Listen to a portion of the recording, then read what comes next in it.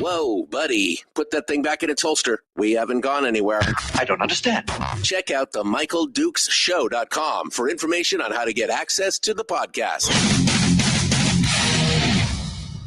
Welcome to the party, pal.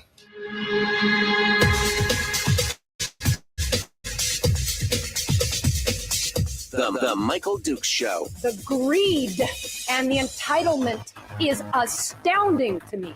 What more could you want from a low-budget radio program? This is a dumpster fire. That was just BS. It is time to get a new perspective. We know just what you need, and we've got just the cure. Open wide and prepare for a steaming hot cup of freedom. I just don't fathom it. The Michael Dukes Show, streaming live across the world. Oh, yeah, baby. Live around the world on the internet at MichaelDukesShow.com and across the state of Alaska on this, your favorite radio station and or film translator. Hello and good morning, my friends. Welcome to the program. It's the final Tuesday broadcast for 2024. It's the last time you have to be beaten up by Brad Keithley. I mean, you know, it's my Christmas gift to you. Only one more. Oh man, I'm just going to go ahead and bring Brad on because he's laughing so hard in the background. Hello, Brad. How you doing? Well, Michael, I was doing great until that introduction. I mean, you know, it's hard, Brad. Sometimes it's hard being the guy who answers all the questions and who gives all that bad news. You know, it is. It's not like you're doing it on purpose. You're trying to help people. But boy, I tell you what, somebody sent me an email the other day that said, "Man, I listened to Brad, but I really want to start to day drink after I listen to Brad." You know, it's tough. So today is Tuesday. This is our final broadcast week for 2024. We will be off starting next week. All through Christmas and through the new year. We'll be returning to the airwaves on Thursday the 2nd. And that's my normal vacation time that I take during the holidays anyway, but it's no holiday this time. We're standing up these radio stations down here and we're converting everything over, and we're going to be launching on January the 1st with the new stations. I mean, they're old stations, but there'll be my stations new and all the new equipment and everything else. So we got a lot of stuff going on down here. So I'm going to be very busy, but this will be Brad's final sojourn with us here this year, and it should be a good one. I'm looking forward to it. And of course, we'll have Chris Story in hour 2 here this morning, but let's get started because Brad has got a ton of stuff to dump on us from a great height. Let's get started. Brad, you did a preview last week of the governor's, what you thought the governor's budget was going to look like, what you thought the fall revenue was going to look like. And oof, it could be even worse. Let's get started here. Number one of the weekly top three, the problem with Dunleavy's budget. Let's be gentle with me, Brad. Be gentle. I can't be gentle, Michael. It's going to be lumps of coal. It has been lumps of coal. Yeah, it has been for years. Yeah. To some degree, to me, the fall revenue forecast and the fall budget and the 10-year plan are Christmas. And this year for Christmas, it was just a giant dump of lumps of coal. Let me start by reading a statute. And this is AS 3707020. It's in the title of it is Duties of the Governor. It's in the fiscal section of the Alaska statutes entitled Duties of the Governor. This is 3707020B. In addition to the budget and bills submitted under A of this section, which is the annual budget and the budget bills, the governor shall submit a fiscal plan with estimates of significant sources and uses of funds for the succeeding 10 fiscal years. The fiscal plan must, statutory word, must, the fiscal plan must balance sources and uses of funds held while providing for essential state services and protecting the economic stability of the state. And the purpose of this statute is to have a 10-year forward look at where the state's fiscal situation is headed. And if it's, and the governor has a responsibility to provide for a balanced budget, essentially for those 10 years forward, so that the governor, the administration, the legislature, citizens, permanent fund board, everybody can have a look forward at where the state is headed and what it's going to take over the course of those 10 years to protect, these are key words, protect the economic stability of the state. You know, Dunleavy's fond of saying, well, the governor in Alaska has great power. He's managed not to use it, but Dunleavy's fond of saying the governor in Alaska has great power, and he does. I mean, that it's recognized throughout the nation that Alaska has one of the most powerful governors in terms of their his line item veto power and other things. One of the most powerful positions, gubernatorial positions in the state. But with great power comes great responsibility. And in this statute, the governor has the responsibility, must balance sources and uses of funds while providing for essential state services and protecting the economic stability of the state. Okay, so the governor's got to lead. He doesn't have to actually do anything. He just has to put together a plan that shows what it's going to take in order to preserve the economic stability of the state. Key phrase, preserve the economic stability of the state. All he has to do is put out a plan. He doesn't even have to lobby for it. He doesn't have to push it. He doesn't have to do anything. He just has to put out a plan that shows what it will take to preserve the economic stability of the state. So the governor's 10-year plan comes out on last week in his it released on last Thursday. And this is what it shows. It shows a deficit this year, a deficit next year, a deficit the year following, a deficit the year following that, all 10 years of deficits. It relies on the CBR, draws from the CBR, which frankly, at this point, the CBR is just past PFD cuts that have been stuffed into the CBR by Burton Company along the way. It's not really savings anymore. It's just additional PFD cuts that got made. He relies on the CBR to balance the budget, to preserve the economic stability of the state. But guess what? You look at the 10-year plan, and it runs out of the CBR in 3 years. And in the fourth year, fiscal year 2028, this is a 10-year plan. It goes from fiscal year 2025 to fiscal year 2035. In the fourth year, fiscal year 2028, the CBR doesn't have enough to cover the deficit anymore. The CBR goes into the red, and it stays in the red until FY35. There's no plan to preserve the economic stability of the state. That The doesn't plan, sound very stable to me, Brad. I mean, it doesn't sound very stable. It's like there's a hole in the boat, and we're not patching the hole, we're just bailing, and the hole is getting bigger than we can bail. That sounds very stable. and Michael, this isn't discretionary. I mean, Dunleavy and others are fond of saying, the word on the PFD is shall distribute. This isn't discretionary. This is a statute that says this is a responsibility of the governor. That's what the title of the section says. Responsibility of the governor must submit a plan that must balance sources of uses of funds while providing for essential state services and protecting the economic stability of the state. And it doesn't do it. I mean, I don't know what the impeachment is for, but if a governor just blatantly ignores a statute that says must in it, that he must do something, and it's not even action, it's just give a plan that shows how you at least think about preserving the economic stability of the state. And his plan shows he doesn't. he's just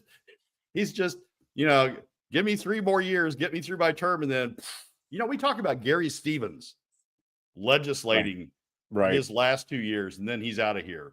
And so, what's he doing? Well, Dunleavy's doing this exact same thing, except he ran for an office that has the responsibility of proposing a plan that preserves the economic stability of the state, and he doesn't do it. These Like, he has the power to do it, right? He has the power and the responsibility to do it. He can do it. I mean, once he's done it, he's done his duty. They have to fight over it. At least he could provide a plan that was actually workable and stable and fiscally responsible.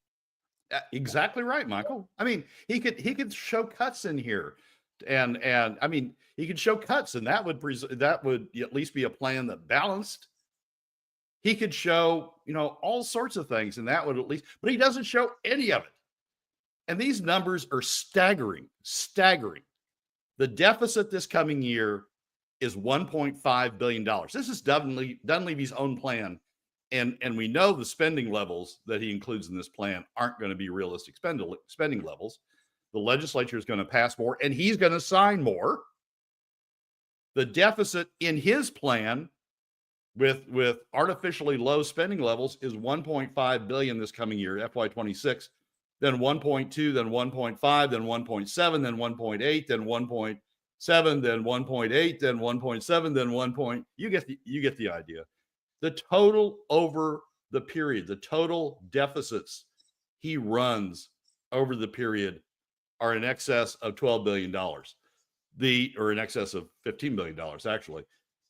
The level of the CBR that he relies on to balance the budget over this period to show that he's preserving the economic stability of the state, the balance of the CBR at the end of the period is minus $12 billion. Wait, isn't the CBR supposed to have like $1 to $2 billion in it just for cash flow purposes? Isn't that, Donna just mentioned that? Isn't it supposed to? How can you draw it down and then still have the state operate? Well, it doesn't. It doesn't. I mean, it doesn't. This plan is useless. It's a violation of his statutory obligation.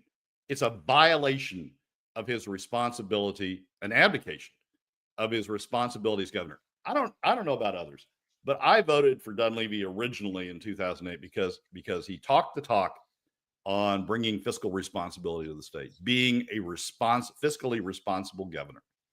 And yes, in his first year, he tried that through cuts. But, the legislature rejected the cuts. The governor, caved and didn't make the cuts. And yes, he didn't get the cuts done. But that doesn't mean he somehow magically didn't become governor anymore. He stayed governor, and he got reelected as governor, as running as a fiscally responsible conservative. He is anything but. And the thing that the additional thing that gets me about this is the lack of outrage in the legislature.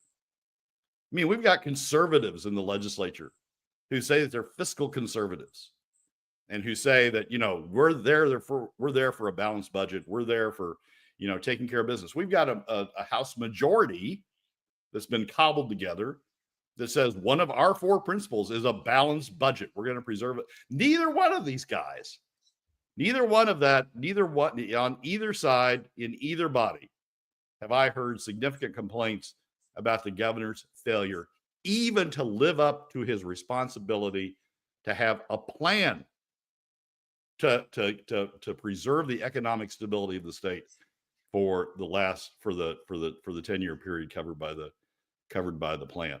It is an abdication of responsibility. It is a violation of statute. It's being the captain of the boat, the captain of the ship. I got elected captain of the ship, and we're headed right for the iceberg. And I don't want to be captain anymore. I want to keep the title of captain. I want to, go on hunting trips. I want to pal around with the president. I want to do all, but I just don't want to actually run the boat anymore. And so it's headed right for the iceberg. You can see the iceberg. You can see that there are ways to avoid the iceberg. He just doesn't want to do it. I cannot. I'm trying, but you're trying to hold it together. Yeah, I mean, no, I cannot express how frustrating, how disappointing, how horrifying it is not to even show a plan. Yeah, it's fiction. It's 100% fiction at this point. I mean, it's just pretend numbers that you throw out there, and not even a balanced, objectively balanced in any way. It's not fiction. It's actually the problem is it's actual truth. It's not even the real. It's not even as bad as the truth is in terms of where these deficits are headed, because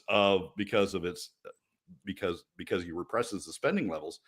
It's not even as bad as the actual truth is. He's not even trying. Fiction would be, a couple of years ago, what was it? The carbon credits. The carbon credits were going to save us, right?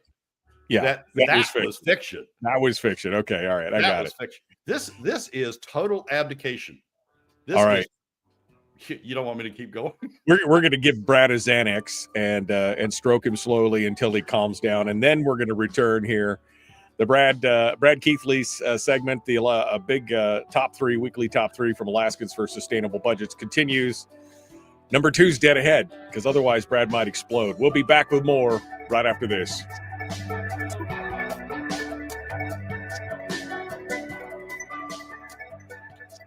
If you missed the show, you can listen to it on your time with Dukes On Demand. Oh, and it's free. Like America used to be. Streaming live every weekday morning on Facebook Live and MichaelDukesShow.com. Brad Keithley, Alaskans for Sustainable Budgets, and the weekly topic. I mean, Brad, what I don't understand is that, he's a lame duck. He can't get reelected. So who is he afraid of making mad? I mean, why doesn't he just put out a reasonable, responsible, hey, and we've got to cut, we've got to do this, we've got to do that. Now it's in your hands. I've given you the working blueprint. Now why hasn't he even done that? I mean, he's not like he's going to get reelected for that. I mean, is he so focused on the bigger offices that he just doesn't want to make people mad? I just don't understand it at all. A couple of years ago when he got reelected, we had a segment where we sort of talked about how Dunleavy views the future. And we said there were 2 different ways to sort of view it. One was to become Jay Hammond, to set up policy for Alaska's future, to be a statesman, be a policymaker, and be remembered as the guy who put Alaska back together again after Sean Parnell and Bill Walker tore it down. Well, Sarah Palin, Sean Parnell, and Bill Walker tore it down. And be remembered as the guy who really, brought us back together again. The other road was he's going to run against Lisa, and he's not going to do anything that impedes that run against Lisa and setting him up for the run against Lisa. He may have actually chosen a third road. And the third road is just to destroy your reputation. Because I wouldn't vote for the guy for Senate now. I wouldn't vote for him against Lisa. No. I mean, come on. We want to send a guy who can't even fill out a spreadsheet with a plan. We want to send him to the United States Senate? Nah, I'm done. Yeah, no, I mean, it's very frustrating. I mean, there was high hopes that he would look at this and understand his previous 3 10-year forecasts all showed these deficits. We could see it. We could see what was happening. We knew what the outcome of the election was, so we knew that energy production was going to ramp up, which meant fewer dollars for oil. I mean, we knew all these things were happening. Why wouldn't you have a contingency that said, here's what it is? And again, I've said this from time. He has got the worst messaging of almost any governor that I've seen in the country. Definitely one of the worst messagings of any governor in the state, in state history. But he just cannot put that stuff. He can just not get his ideas across. And the worst thing he did was when they fired Donna, because she was at least trying to hold them to reality on this part. And he's just like, ever since then, he's like just divorced himself from it and said, no, I'm not going to go through that again. Again, he's lame duck. What does it matter? What you want to stir up? You want to stir up the conservatives. You want to stir up the people who are for smaller, more limited government, who were his base. Why don't you show them that you have the chops to do it? And again, all you had to do is present the plan. You didn't have to drag it across the finish line. You let the legislature fight it out and take the heat on it. But now, who knows what's going to happen? He could have come up with 3 plans, Michael. He could have come up with, this is how we're going to fill it from a revenue standpoint. This is how we're going to fill it from a cut standpoint. And this is what happens if we don't do either of those, which is totally crash and burn. He could have provided alternative plans. And that would have satisfied the statute. This doesn't. But he could have provided alternative plans. And he could have said, look, this is the future. We're at a inflection point. This is the future. We either have to have additional revenues, and this is my proposal for additional revenues, fiscally conservative, responsible proposal for additional revenues. We have to have cuts. This is my proposal for fiscally responsible, conservative cuts.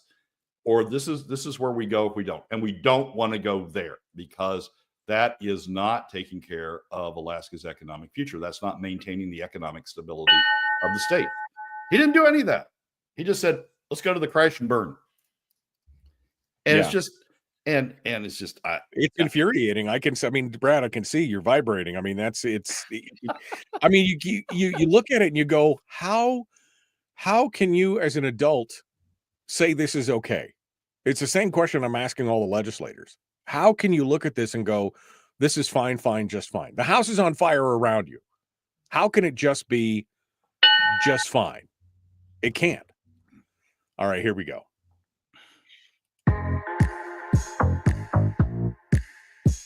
The Michael Duke Show, proudly splitting the left versus right dichotomy. Yeah, I had to look that word up too. I don't think it means what he thinks it means. Here he is, though.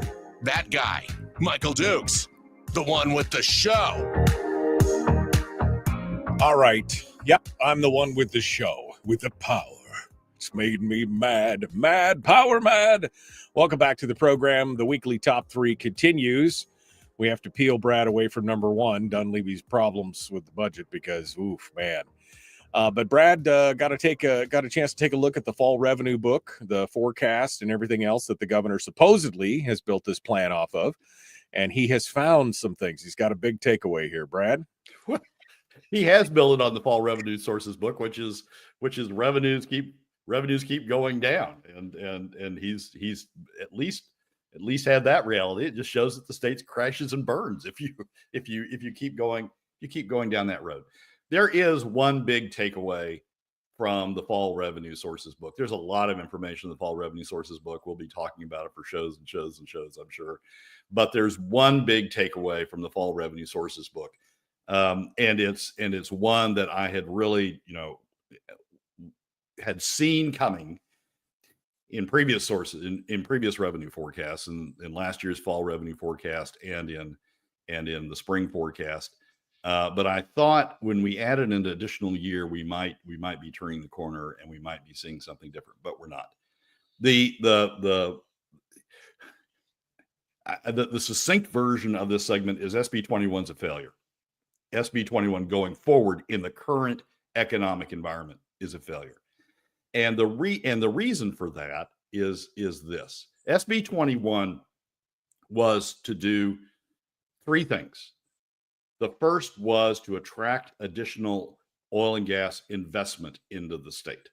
And that was the first purpose. The second purpose was through that investment to build up production in the state, oil production in the state. And the third purpose from that increased oil production was to have increased state revenues to strengthen the economic stability of Alaska's state base going forward, and to re-inflate the role that oil revenues traditionally had played in Alaska state revenues. It achieved the first purpose. It achieved bringing additional investment to the state. It has achieved the second purpose, which is to increase production. If you look at the new fall revenue forecast, production increases between 2024, using fiscal year 2024 as the base, the last year for which we have results as the base, and fiscal year 34, looking 10 years over that period, it increases production 20% over that period. It goes from 461,000 barrels a day to 657,000 barrels a day by the end of the period. It achieves that purpose, but it does not, in any realm, does not achieve the third purpose, which is through the increased investment as a result of the increased production, increase state revenues from oil.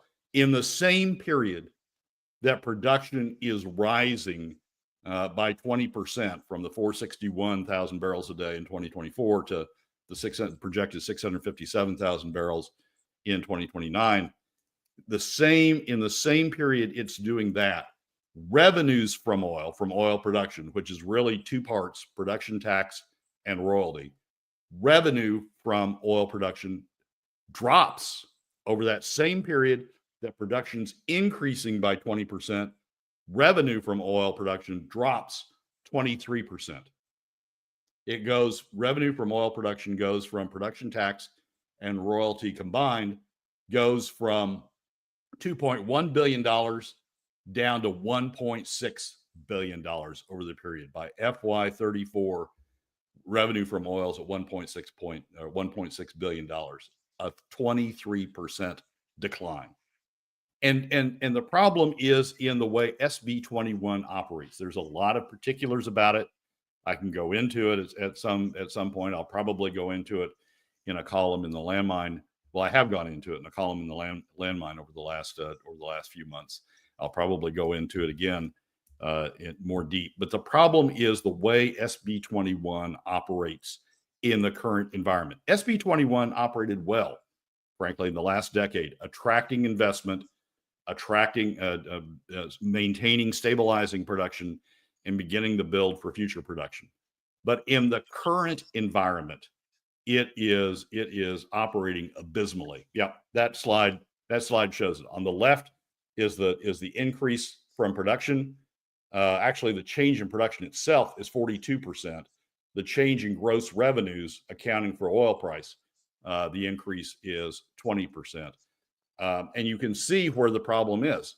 Royalties stay relatively stable over the time period. They decline a little bit as we move from state lands into federal lands. Revenues from royalty decline by 5%. It's the production tax that's cratering over that period. And production tax, you can't excuse that by saying we're going into federal lands, because production tax applies both to state lands equally, both to state lands and to federal lands. So it's not the move into federal lands that's causing the reduction in production tax. It's the problems that are showing up in SB 21. And you can see that while revenues from oil, some people said, oh, well, the reason that production's increasing but revenues are going down is because of the decline in oil prices. Well, when you adjust on the producer side, when you take production times oil price and to determine gross revenues, you can see that the increase in production is outstripping the effect of the drop in oil prices. And revenues from oil, gross revenues from oil are going up dramatically over the period, 20.4%. But the state's share of that revenue is dropping dramatically over the period. Production tax drops by 44%. Overall, UGF revenues from production tied to production and tax and royalty is declining by 23%, a compound annual growth rate or negative rate of 2.6% over that period.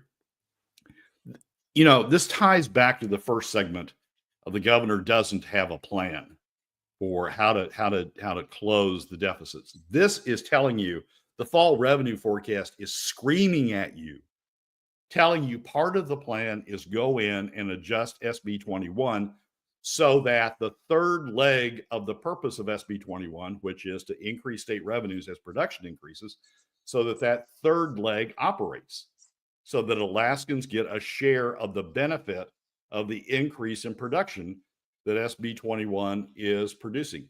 The fall revenue forecast is screaming at you that that's part of the solution.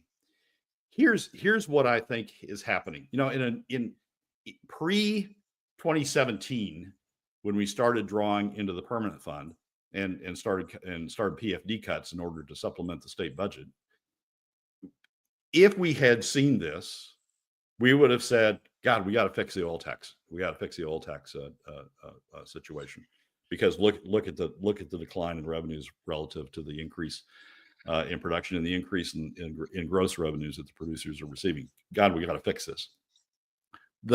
What's happened since 2017 is this problem with SB 21, which we've seen coming now over the last four revenue books, which we've seen coming. This problem is masked by the ability of the legislature to do PFD cuts. Because what's happening is, even though SB 21 is becoming a disaster over this period, and we can see it's becoming a disaster over this period, nobody's doing anything because they know they'll be able to cover it through additional PFD cuts.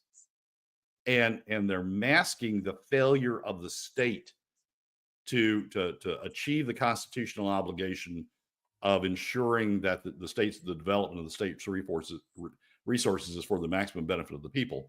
It's masking the responsibility of legislators and of the governor to go correct this problem, because they're saying, well, we'll just cover it through additional PFD cuts.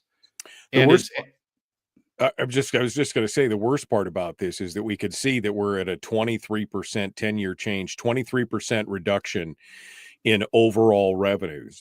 And yet the one thing that's not on this chart, for people who can't see it on the radio, but the one thing that's not here is that we know in that same 10-year period that government is going to grow at a minimum of $150 million a year.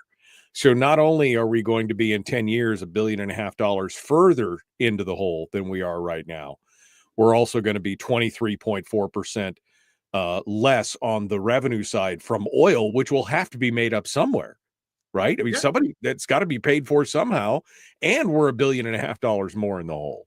And you can look, the right-hand column on the chart is the total state revenues, UGF revenues from production, tied to production tax and royalty. And you can see that the change in the actual number, the change in the revenue number from FY24 down to FY34 is about $500 million.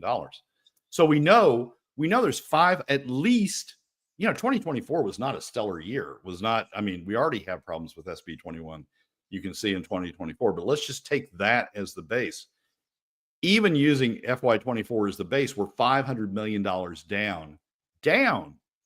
That's not adjusted for inflation. That's nothing. That's just $500 million less in revenue from oil production by FY34. So you can see that's part of the solution. It's screaming at you. If the fall revenue sources book could speak, it would be screaming, this is part of the solution, gang. You got to you have to piece a little bit here, a little bit there, a little bit over there, but this is part of the solution. I mean, it's telling you production's going up, gross revenues from production are going up.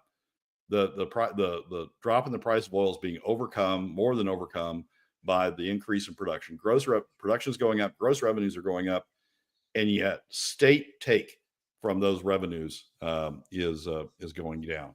I did a calculation. This is going to be Friday's column. I did a calculation that showed we're at about 12% production taxes, about 12% of gross revenues. Currently, it's less than 9%. No, it's less than 7% by 2020, by 2030, 35. It's just, we're giving away.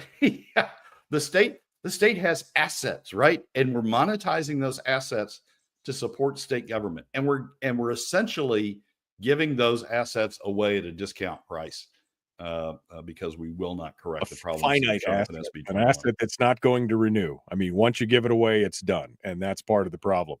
If you want to see all these charts, and Brad does, we put charts up for folks who are watching on Facebook and YouTube. You can always go back and watch the show on those channels and take a look at the charts there. And I'm sure Brad will also include these charts in his Friday column in the Landmine as well. That actually brings us up to the next break, number 3. Sorry, Brad, that was quick, but here we are. We'll be back with more. Don't go anywhere. The Michael Duke Show. Common sense, liberty-based, free thinking radio. Number 3, the weekly top 3, and Brad Keithley ahead when we continue.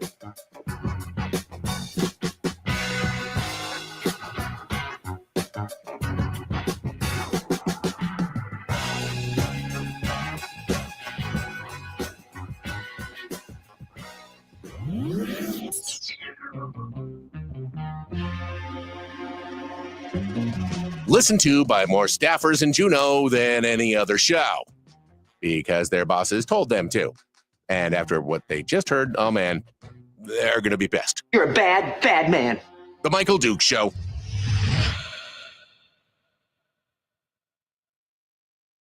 I think Jeannie's got a new she's got a new branding statement for us. The charts o' doom. The charts o' doom. That's kind of where they're at. Although I did love Anthony. I think he wins the internet today. He said, seeing which way the state is moving forward. That's like sitting in the passenger seat of a runaway truck on fire and headed off the side of a cliff, asking the unconscious driver, where are we headed, bud? That's kind of where we're at right now. I mean, it's just kind of it seems like that's the answer, Brad. Nobody knows. Nobody cares. Charts of doom. That's Dunleavy's chart. I'm with you. I'm with you. I mean, that's the 10-year plan is doom. He has no plan other than to run us off the road. And with the responsibility of coming up with a plan. No, I'm not going to go back to do segment 1 again. But he wants to so bad. He wants to. But it's just, I mean, Michael, Dunleavy's showing where we could go. He has the responsibility to show us the alternatives to that, how we survive where we're otherwise headed. He doesn't do that. But there are ways out there that get us over this hump, that strike a way forward for the state that enables it to survive. Part of it's spending cuts, but part of it is going back in and fixing SB 21. Fixing that third leg of SB 21, ensuring the state gets a share of the benefit. I mean, the states essentially paid a piece of this in terms of reducing oil taxes so that investors would come and so that investors would build up production.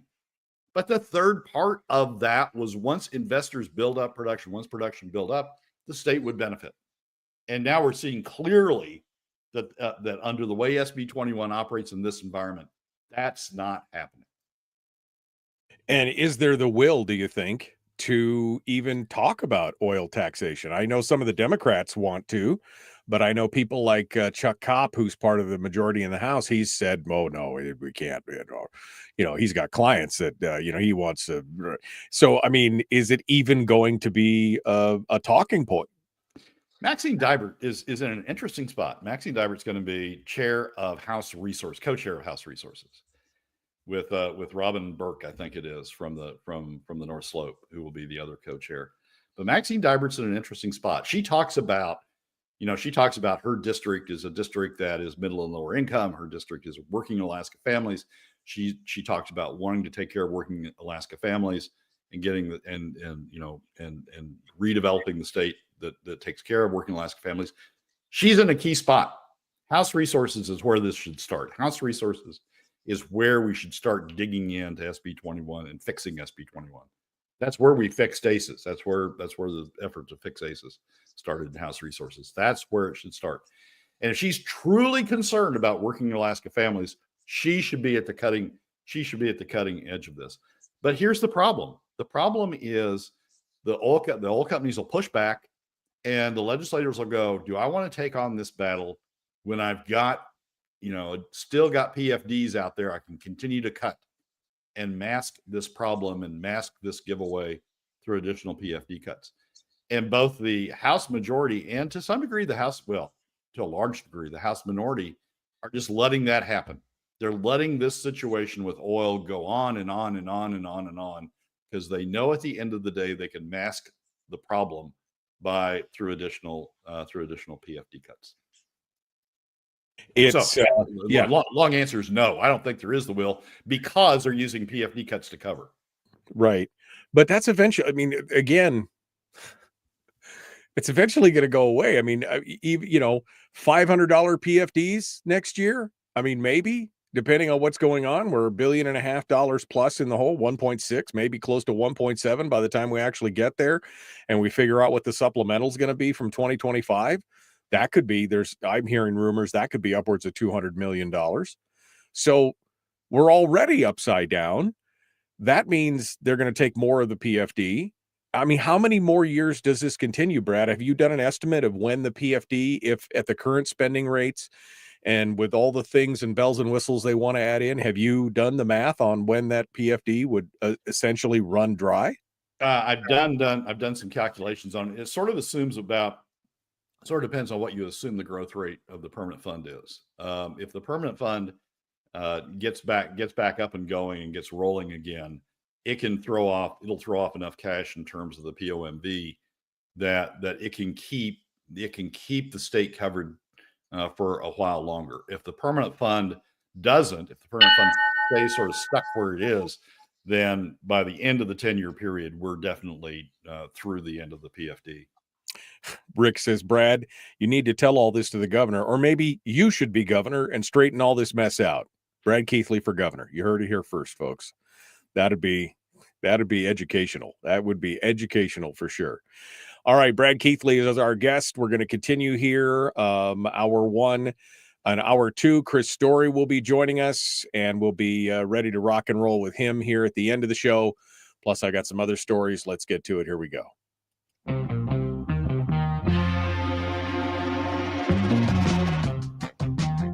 The Michael Duke Show. Seriously humorous with a pinch of intellect. Sorry. That is humorous. Here's Michael Dukes. Brad Keithley continues with us. Alaskans for Sustainable Budgets. We're into the final weekly top 3 of 2024. Yes, that's right. I'm giving you a reprieve for the rest of the year. Why? Because it hurts so bad. He doesn't mean it to, but sometimes the truth hurts. That's what it's all about. Number 3 of the weekly top 3 has to do, of course, with South Central Gas. And we've got some problems here. ENSTAR continues to dither and do some theater type stuff and everything else. We talked a little bit about that last week with their new contract with Hex. And Brad, I'm sure, is going to touch on that. But also, Chugach seems to be doing the right thing, Chugach Electric. So we've got dueling utilities here, one doing the right thing, one not necessarily stepping up to the plate. Brad, go ahead. So ENSTAR has this new contract with Fury, or Hex, or Fury. I'm sorry, it was Fury, not Hex. Fury is a subsidiary of Hex, so it's the operating subsidiary of Hex. So you can use the two terms interchangeably. And the new contract was touted at a House Resources Committee meeting. Was that last week or this week? They're all running together. Oh, yeah, last week. At a House Resources Committee meeting as being part of the solution to the state's gas problem. ENSTAR's entered into this new contract with Fury, and it's going to provide a significant share of gas, all of which is true if Fury actually comes up with the gas, if it actually finds the gas. But all of which is true. But my focus is on the price. Fury has made a big deal out of, the fact that it needs royalty relief in order to produce, and it has to have royalty relief, and they pushed the legislature to have statutory royalty relief. Notwithstanding the fact that DNR already has the authority to give royalty relief, they wanted to sort of bypass DNR because they had to actually show numbers to DNR about why they needed royalty relief. They can just go to the legislature; they can just get away with it without having to show the numbers to DNR. And so they've made this big push for royalty relief. My point all the way along is we shouldn't be subsidizing. The state shouldn't be subsidizing the Cook Inlet producers.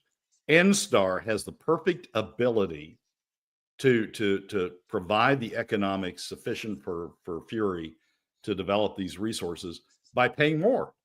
If it costs more to produce the gas, ENSTAR should pay more to get the gas. We should have true price signals coming through from the production end to the consumer, so the consumer knows how much it's costing to produce the additional gas the consumer wants. And if the consumer says that's too much, they can push back our ENSTAR, or they can invest in other methods to reduce their obligation or reduce their payments for gas. They can do conservation approaches, invest in conservation. But my point has been we need to have this true price signal. We should not be subsidizing. So ENSTAR enters into this contract with Fury, and the contract with Fury, they say, is for $12.30. But when you read the article that is in the Anchorage Daily News describing what this contract really says, here's what the end of the article says. Fury's price for gas would be $13.69 without royalty relief under the new contract, Sims said. And ENSTAR is willing to pay that. ENSTAR's entered into a contract that says we will pay you $13.69 for your gas if you don't get royalty relief. Fury's price would be blended with prices for ENSTAR's full gas supply. If Fury receives royalty relief, then the price would fall to $12.30. Essentially what's going on is, while Fury is the one claiming that they need royalty relief, the beneficiary of royalty relief, if granted by the DNR, would be ENSTAR, because it would drop Fury's price from the price that ENSTAR is willing to pay of $13.69. It would drop that price, the full royalty relief. You can do the calculation and see it. The full royalty relief would be flowed through to ENSTAR and reduce ENSTAR's price from the $13.69 per MCF down to the $12.30 per MCF. So the royalty relief that DNR is being asked to give Fury is actually a subsidy, is going to end up being a subsidy to ENSTAR's ratepayers. Who's going to pay that subsidy? The whole state. It's going to come out of additional PFD cuts. Right. So people in Fairbanks, people in Dillingham, people in Nome, people in Bethel are going to be paying a portion of the subsidy to make ENSTAR's price cheaper. Yeah. Well, and the one thing you didn't mention was that the current price, I mean, even at $12.30, which would be the price with the subsidies, I mean, that's still a 35% increase over where they're at right now. I mean, it's just like and if all that subsidy and royalty relief only drops the price by $1.30, I mean, how much are they going to start asking for to make it equal what the market price is? I mean, come on, it's insane. You can't just, and here's the other thing that got me real quick on this contract. I know you want to go on with this, but what killed me was that they mentioned early on in the article, Cook Inlet only has a 9% success rate in drilling exploration wells that have actually yielded commercial gas discovery. And they're only doing, what are they doing? 9 different wells here in the next, you're betting a lot on luck at this point. You're betting a lot on luck. If you're going to get 1 in 10 and you're drilling less than 10 wells, you better hope you hit a gusher somewhere in there. Here's another thing, Michael. That $13, the true price, the $13.69, the price before subsidy, before statewide subsidy, the true price of $13.69 is higher than the LNG price, the projected imported LNG price. So not only are we paying more for Cook Inlet gas, we're paying more than we would with imported LNG. ENSTAR just doesn't want to face up to reality, and they want the state to subsidize their ability to avoid reality by the state taking on a portion of the cost of this additional supply. You, me, people in Nome, people in Bethel, people in Dillingham, people in Fairbanks, people on the North Slope. They want people statewide to take on the cost of some of this additional supply that they're getting. Now, so that's ENSTAR. Subsidize me, subsidize me, subsidize me. Against that, we've got Chugach and Chugach Electric. And Chugach, the leadership, the executive leadership, Arthur Miller and Mark Wiggin wrote an op-ed in this weekend's ADN. The title of it is Planning for South Central's Alaska Natural Gas Supply Future and Beyond, or this winter and beyond. And it's refreshing in the sense that we actually have somebody, we don't have a governor who's dealing with reality. We don't have a legislature that's dealing with reality. We don't have ENSTAR who's dealing with reality. It's just subsidize me, give me more government money. It's refreshing that Chugach, at least at this point, seems to be dealing with reality itself. In the article, here's the key paragraph. We need a bridging fuel supply for the 40% of our natural gas, Chugach's natural gas supply that comes from our Hillcorp contract. And that fuel, one sentence, and that fuel is imported liquefied natural gas. We're working with other Alaska utilities and companies to identify the best LNG solution, and confidential negotiations with potential partners and suppliers are ongoing, with decisions expected soon. They've stepped up to reality. Instead of saying, bail me out, bail me out, bail me out, give producers money, give the AKLNG project $10 billion to build their white elephant. Instead of saying, bail me out, bail me out, bail me out, they're stepping up to reality, saying Cook Inlet supply isn't there. If it is there, look at Hillcorp. It's even more expensive than imported LNG. We're going to use imported LNG as our bridging fuel. Thank you very much. Period. End of statement. And go on and deal with life. And I got to say, that's refreshing to see a utility stepping up and saying, we're going to deal with reality, as opposed to pleading for somebody else to bail us out of our problems. It's and it is great to see somebody actually embrace this idea. And we talked a little bit last week about why you thought maybe ENSTAR and John Sims was not dealing with it. He may have bigger aspirations for public office and doesn't want to be the guy that imports LNG, yada yada yada. But at some point, you got to be like, hey, we got to do what we got to do. You can't just keep kicking the can down the road and spin a whole nother legislative session. The governor's already said he's not a fan of subsidies on this stuff. He's a fan of subsidies, just not on this particular one, I guess. So do you spend the whole session doing it and then in May find out that he vetoes it? I mean, you've got to get on it now. 2027 is when the decline is projected to happen. We got less than 2 years to get LNG imported and get things stood up. And again, at least Chugach is stepping up to the plate and acknowledging that this is the problem. Yeah, I am hopeful that the legislature this session will say, okay, yep, there is a solution. Chugach has identified it. It's a market solution. It's a solution that is within the control of the utilities. They're the ones on the front lines to deal with it. Chugach is dealing with it. Fine. No need for additional legislative interference. My concern is we're going to have people go down to the legislature and get on their soapbox and say, oh my God, we got to have Alaska gas. And so we got to subsidize the Cook Inlet, as we've already seen ENSTAR asking for. We got to subsidize AKLNG, as we've already seen AKLNG asking for. We got to do this. We got to do that. No, the market's actually taking care of it, guys. And particularly for Republicans who claim to be free market, fiscal conservatives, let the market take care of it. Yeah. Chugach is taking care. Yeah. Chugach has stepped up and is taking care of it. Let go of those emotional bonds. Let go of the emotion of the moment and just do what's right for Alaskans at this point. Brad Keithley, Alaskans for Sustainable Budgets. It's a weekly top 3. Brad, thanks so much. Michael, as always, thanks for having me. Folks, hour 2 is dead ahead. We'll see if we can talk Brad into sticking with us maybe for a minute. We'll give him a rant.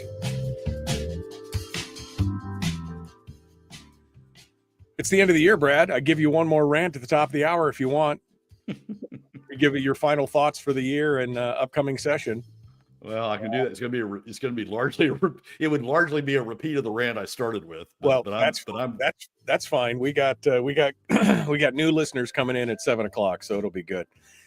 You know, Brad, I have been asking every legislator that I could get a hold of and get my hands on here on the show and off the show about this idea of, you know, and this is before the governor's budget came out. Have you seen the 10-year forecast? Do you see that we're in deficits? And they all go, oh yeah, we're all, you know, oh, it's so, you know, it's, and I'm like, how do you address that in the legislature? You're upside down. And of course, the short answer is PFD cuts, obviously. But then my question becomes, well, what happens when the PFD is gone? What happens when that's no longer sustainable? And with all the chickens in every pot that every legislator was talking, not every legislator, but all these legislators were talking about during the election cycle of, you know, more education spending, more, you know, different and bolstered retirement plans for defined benefits and maybe a subsidy for how do we pay for it? And how is it sustainable? And what is, and just nobody has an answer. It's kind of like this shell-shocked, well, you know, it's going to be what it's going to be. And somebody's got to be the adult in the room down there.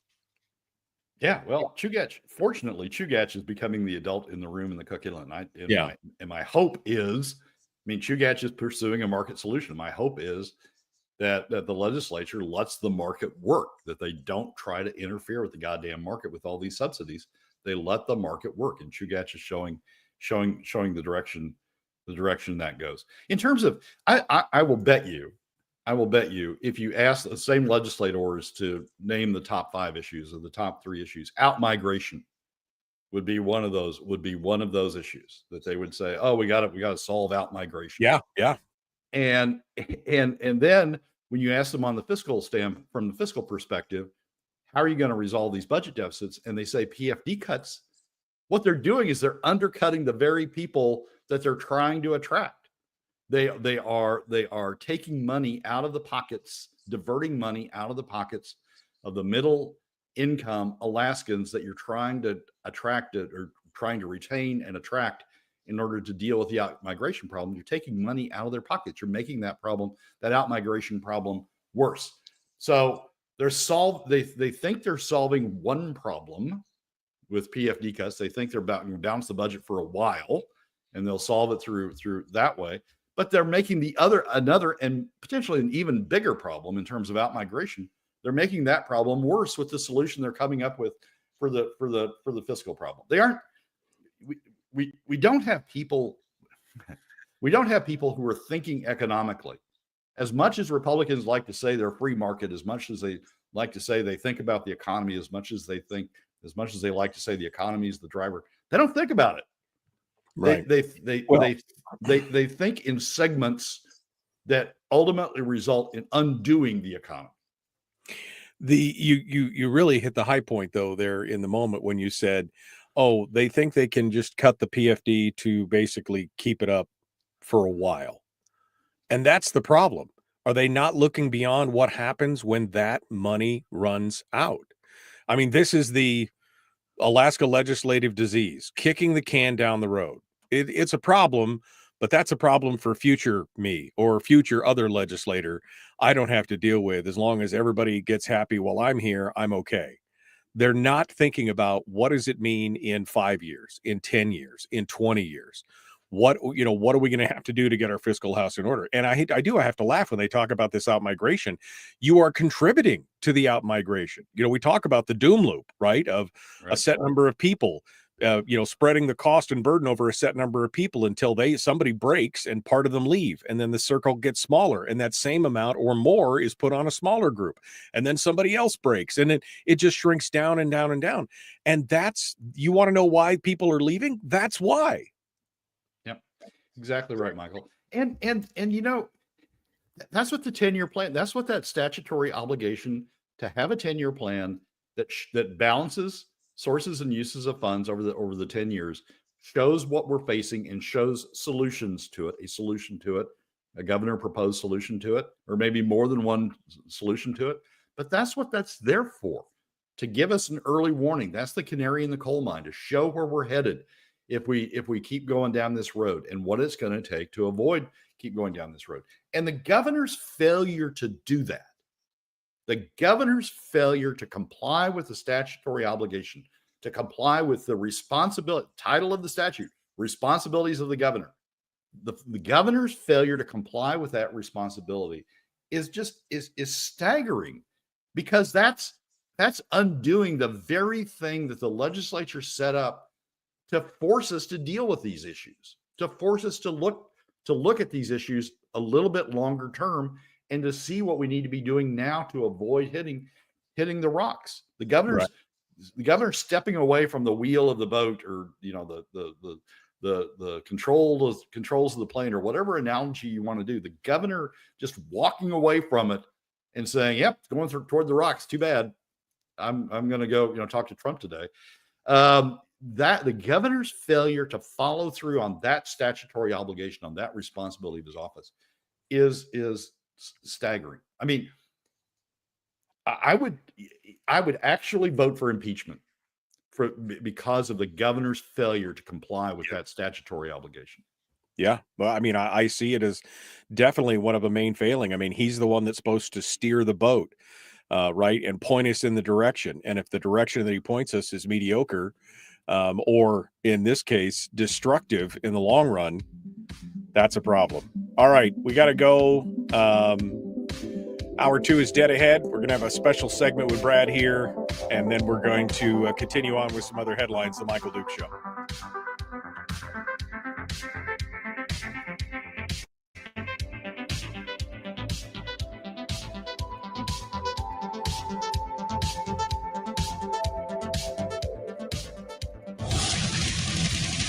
Whoa, buddy. Put that thing back in its holster. We haven't gone anywhere.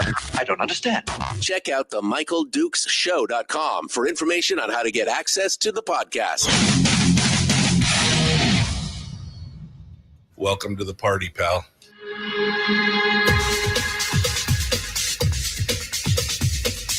The Michael Duke Show. The greed and the entitlement is astounding to me.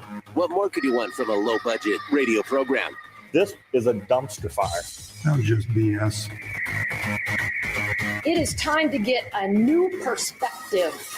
We know just what you need, and we've got just the cure. Open wide and prepare for a steaming hot cup of freedom. I just don't fathom it. The Michael Dukes Show, streaming live across the world. Live around the world on the internet at michaeldukeshow.com and across the state of Alaska on this, your favorite radio station and or FM translator. Welcome to Tuesday. It is the final Tuesday of the broadcast year for 2024. We will be off starting next Monday and going all the way through the new year. We'll be returning to the airwaves on Thursday, the 2nd. So it'll be a short week when we get back. This is my normal holiday break, although I need all this time to be able to make sure that we've got all the new equipment and everything else set up and all the new systems at the radio stations down here on the peninsula. And so we're going to be setting all those up, and I'm going to be working like a dog between now and New Year's to get everything up so that we can take over and jump in on January 1st. Tuesdays, we just finished up with Brad Keithley for Alaskans for Sustainable Budgets. But because it is the last Tuesday of the month, and Brad was very passionate about some of the stuff that he had in hour 1, I thought I'd give him another chance. This is the extra edition. This is the weekly top 3 extended edition. I wanted to give Brad one more chance, one more bite at the apple, since we are here going into this new session with a deficit, with all this other stuff. And so I thought I would give him final thoughts here for his final top 3 of the year. And so we'll do that here in this first segment. We welcome back Brad Keithley from Alaskans for Sustainable Budgets. Brad, welcome back to hour 2, my friend. Thank you, Michael, for all the listeners who didn't have to put up with me in the first hour. You thought you got away, but I know, really. I just thought I was out. They pulled me back in, right? I mean, that's where he's at. So, Brad, I know this could be a recap of one or all, or just kind of a summation of what the problems are we're facing in the coming year, and just kind of your final thoughts for 2024 going into 2025 in this new session. Michael, I think the biggest issue the state faces as you look at it from the end of 2024, from the end of a major election year, and you look at it from the standpoint of beginning 2025, beginning to look at the last 2 years of Dunleavy's term and certainly beyond that. I think the major issue the state faces is that we are running up on a huge fiscal hole, a long set of deficits ahead of us, without a captain at the steering at the rudder trying to steer us through.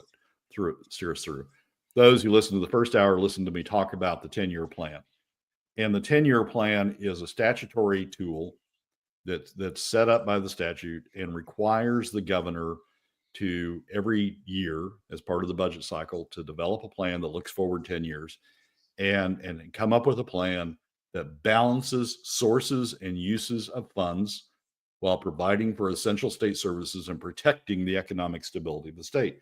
And that last phrase is key to me. I mean, if you look at a budget that is strong, that is balanced, that balances, inputs, revenues with spending, and you're looking forward with a budget like that, then you feel confident in a state. You feel confident in investing in a state.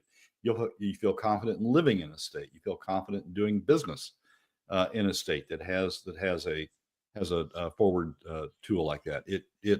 It shows economic stability in the state, and that's what the governor is supposed to show in this 10-year plan. What Dunleavy has chosen to show in his 10-year plan that he just published last week as part of his budget cycle, what he shows is huge deficits ahead for the state, huge periods where state revenues and spending are way the heck out of balance, with the result being huge deficits facing the state. If you look at the 10-year plan, and I would encourage everyone who thinks about the state to go to the Alaska OMB Office of Management and Budget website and look for the FY26 10-year plan and read through it and look at the numbers. If you look at this 10-year plan, it's red all over the place, deficits all over the place. It shows deficits, state spending deficits, state budget deficits in FY26, the fiscal year the legislature is going to be dealing with when they come back. It shows a state budget deficit of $1.5 billion, more than a quarter of spending in deficit for FY26.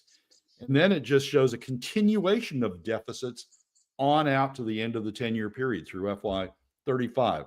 $1.5 billion, $1.2 billion, in total, more than $15 billion of deficits over the period.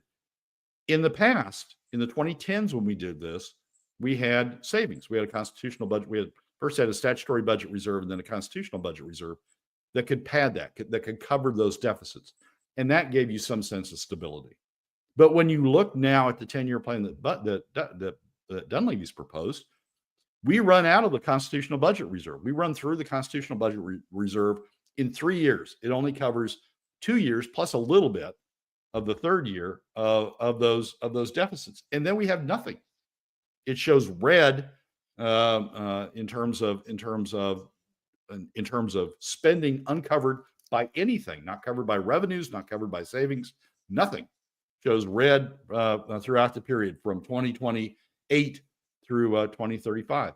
So when you think about the economic stability of the state, when you think about people thinking about investing here, doing business here, living here, being part of Alaska, they want at least a stable economic environment from the standpoint of state government. That's not what this governor is showing. And this governor is not doing anything about it. Right. He had the opportunity, right? I mean, he has the opportunity. He has the responsibility to put forward a plan that is balanced, not on savings, not on PFD cuts, but on a true plan. And he had the opportunity here, and he just whiffed it. Well, he's walked away from the bridge. It's the captain of the Titanic seeing the iceberg in daylight. I mean, change the Titanic story. Sees the iceberg in daylight, knows your boat's heading for it, knows there's ways around it, but on the current course, your boat's heading right for it. Captain of the Titanic, sitting in the bridge, running the ship, giving the orders, has a responsibility to identify ways around the iceberg. It's as if the captain of the Titanic just walked away from the bridge and said, I'm going to go on a hunting trip, or I'm going to go hang out with Trump, or I'm going to go do something else, rather than put together a plan that gets us around that iceberg. And he's leaving the boat adrift in a way where it's headed straight toward this iceberg and is not doing anything about it. And has a responsibility to do it, has a responsibility to come up with a plan that shows a way of avoiding that fiscal iceberg. And he's not doing anything about it. The governor, of course, has that responsibility, but then it gets passed over to the legislature. So how confident are you that the legislature will do something right here? I mean, how confident are you that the legislature is going to see the same things that we're seeing, that anybody who can pull up a spreadsheet and look at the red and see what's going on? How confident are you that somebody there is going to have the wherewithal to point out the emperor has no clothes? It's not a high level of confidence. I mean, one of the things that has really struck me this past week after the governor came out with this 10-year plan is the silence from legislators on in terms of where we're heading. You know, you got Republicans who say we're fiscally conservative, fiscally responsible. We are going to, take control of this state, and we're gonna steer this state to the right fiscally responsible result. They've been silent. This is anything but fiscally responsible. This is fiscally the most fiscally irresponsible thing you can do, to put out a plan like this and not have a plan for dealing with it. Republicans have been silent. Democrats, they've been silent as well, because they know they're just going to keep taking the PFD. They're going to cover it through additional PFD cuts. They're going to keep taking it away, taking money out of the pockets of working Alaska families, taking money out of the pockets of the very people that they claim to want to protect, taking money out of the pockets of the people who are leaving or were failing to attract the cause of the outmigration problem, taking money out of their pockets to cover this so they can keep spending. Everybody is abdicating. I mean, it's like the bridge is full of the governor and his first officers, or the admiral and his first mates, or whatever analogy you want to use. Everybody can see this coming. The 10-year plan is absolutely clear that this is coming. Right. Everybody walking off the bridge. They don't want to swing the boat, Brad. Else. They don't want to swing the boat. Somebody in first class might spill their drink if they change directions. So they don't want to, they don't want to spin the boat. And that's the thing. They just don't want to they want to keep it going. This is a perpetual legislative problem of kicking the can down the road until you run out of road. And, and that's the problem, until you run out of road, and then there's no more. And we are approaching that point. I asked you earlier if you had done the math on, when the PFD will run out, based on the current level of spending and everything else. And of course, it depends on how much the fund earns and everything else. But within a 10-year window, all things being equal, you said it looks like that's, within 10 years, there will be no PFD. You can already see that we can't, that if the legislature is going to rely on PFD cuts, there's no way they hold to the 25-75 split that the legislature has said, or the Senate at least has said, that's their bottom line. That's their red line. They're not going to take more than 75% of the POMB. They can't hold to that without additional revenues or without significant cuts to spending. The numbers show at these deficit levels, you're in the 80s in terms of the level of POMB you've got to take, and start approaching the 90s. If the permanent fund doesn't produce the type of returns that the Permanent Fund Corporation is projecting, then you go through the 90s and you go into 100%. You're more than 100% of the POMB. You got to take to address the kind of deficits that are in the governor's 10-year plan. And one thing I suppose I should say is the governor's 10-year plan is a little bit fantasy, because he represses the spending levels in order to show that an attempt to claim he's being fiscally conservative. The governor represses the spending levels from what they're likely to be. So the deficits we're looking at are bigger even than what's shown in the 10-year plan, because the spending levels are likely to be bigger than what they're shown in the 10-year plan. There are solutions to this. If you look at the fall revenue forecast, you can see a scream in the fall revenue forecast that SB 21 is not working as anticipated. Right. SB 21, at the time that we're having huge growth in production volumes, huge growth in gross revenues to producers, the state take is going down by nearly 25% between the beginning of the period and the end of the period. At the time that everything is coming up roses in terms of production, in terms of gross revenues, state take is going down. You can see solutions to this problem, but this governor is just walking off the bridge and letting us continue to head toward the iceberg. And he's not. All he has to do is look at the fall revenue forecast, and he sees part of the solution. But he's not even doing that. He's just walking away and saying, "Yeah, I don't know." Final thoughts, Brad. Final 90 seconds, 2 minutes here. Well, this to me is the biggest issue that's developed in 2024 without being addressed by the legislature. It's the biggest issue the state faces going forward. And it's not just a legislative issue in terms of the economic stability of the state, which is what this 10-year plan is supposed to provide some direction for in terms of economic stability of the state. It is saying, the governor is saying to Alaskans, saying to investors, saying to people who want to live here or people who think about living here, look, what this 10-year plan says, we're going off the edge. We're hitting the iceberg, and I've got no plan to deal with it.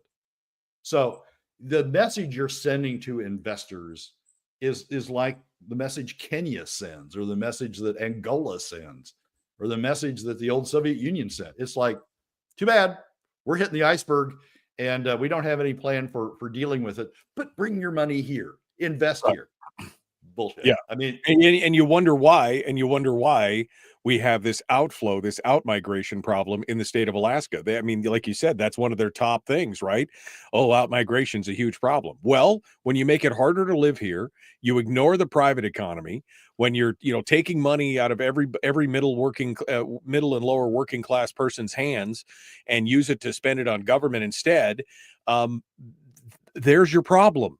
There's the issue right there, for sure. And you have no plan to address it. You're just saying, I don't have a plan. I don't want a plan. Yeah. We're just going to hit the iceberg. Well, Brad, here's hoping that 2025 brings something better, I guess, is the look. Let's hope that something better is coming along in 2025. Brad Keithley, Alaskans for Sustainable Budgets.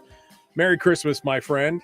I hope you and your mom and the family have a great holiday. I hope you get the chance to go enjoy some great music, and we'll be talking to you again in 2025. Merry Christmas and Happy New Year to you, Terry, and the family. And I look forward to picking it back up on the other side. Yeah, it should be interesting. Let's say that, to say the least here. All right, folks, we got another segment dead ahead. I got some of my thoughts, and then we're going to finish up with Chris' story. That's dead ahead, The Michael Duke Show.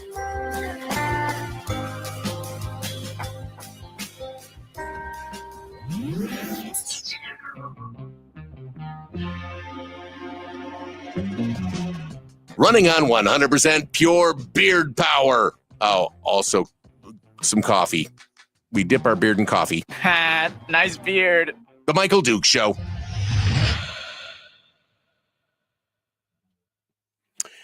All right, Brad Keithley, Alaskans for Sustainable Budgets. He didn't stick around. I was going to say goodbye to him, but that's okay. That's okay. Let me get this stuff all decluttered here, and then we can get back over here where we belong. How about that? All right. I saw a comment from Barbara. She said, this governor put out multiple revenue solutions and the liberal legislature rejected them. Quit blaming Republicans. Party means nothing to the vast majority of legislators once they're in Juneau. I'm not going to, he's blaming the governor. He's not blaming Republicans in general.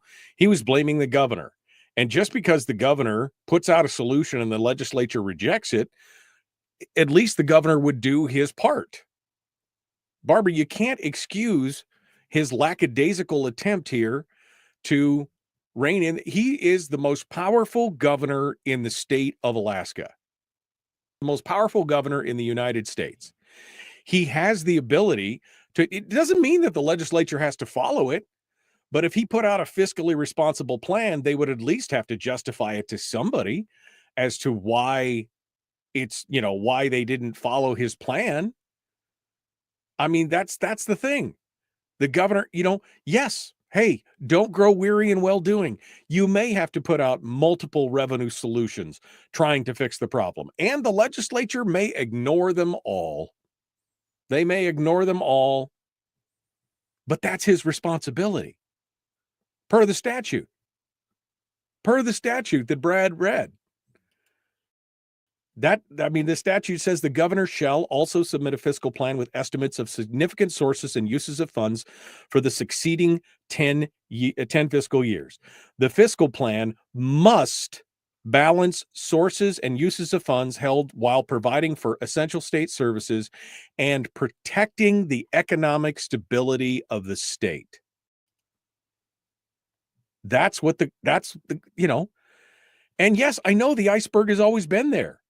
The iceberg is the problem. The catastrophe is always down the road. There's always something. It's the nature of government to grow. We've talked about that. I mean, it is the nature of government to grow. And so we're always going to have to worry about those icebergs. We're always going to have to worry about explosive growth and uncontrollable growth of government. That's not anything new. But he has abdicated his responsibility to provide a real, true, reasonable plan. And he needs to own that. Brad was talking about some of the Republicans, but he's not blaming the Republicans. He's blaming the governor. Now, we can blame a lot of the Republicans that are in the legislature for not upholding those, free market principles. But that's, again, and you are 100% right. Party means nothing to the vast majority of legislatures once they're in Juneau. I mean, they use the party just to get elected. To call for the governor's impeachment over this is over the top and not the way to get him to listen. Okay, well, how would you propose you get him to listen, Barbara? I mean, this is a really big problem. I think you'd have to admit. No, the governor doesn't control how the budget is put together and everything else, but he builds a framework. He's supposed to provide a framework for that to happen. And if they ignore the framework and throw it out, he did his part. And then he can use his veto pen to try and bring it back to some semblance of what he wanted. But at this point, does anybody really have the confidence that Dunleavy is going to be the fiscal hawk that he talked about, that he ran on originally? I mean, it is the governor's responsibility to do that. Donna says, yes, it is. I don't know exactly what she's saying yes, it is to, but maybe she was just agreeing with me that it's the governor's responsibility. We just can't keep going down this path. We just can't keep $1.5 billion deficits as far as the eye can see. And they're talking about spending more.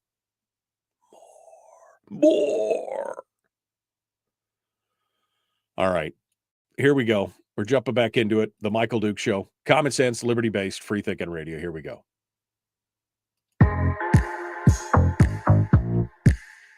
The Michael Duke Show. Not your daddy. Wait, sorry. Not your daddy? Ooh, not your daddy's talk radio. Whew. I was scared for a second. Thought we were going down. Here's Michael Dukes and the show.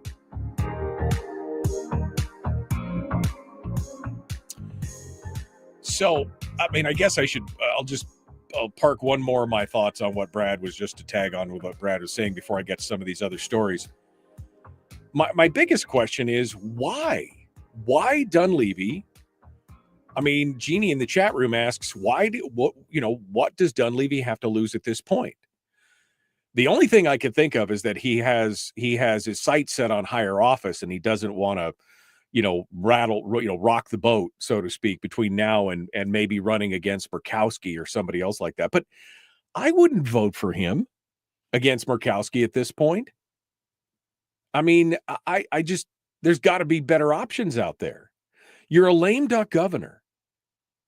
You're a lame duck governor. Why you have the opportunity. The legislature doesn't have to listen to you. I mean, when you put out a budget, it's a framework, and they can either work within that framework, or we've seen it at times that they just basically ignore it and build their own. And then you have the responsibility with your veto powers to try and pare it back to what, closer to what you started with in the beginning, and see if it survives the veto override. But what does he have to lose? I just don't understand his method on this. I do not understand the madness here. And, I think more of the conservative Republicans out there, I know they don't want to upset the governor. I know they want to, have him as an ally and everything else, but even they should be saying, whoa, why didn't we put out a budget that actually balances stuff out?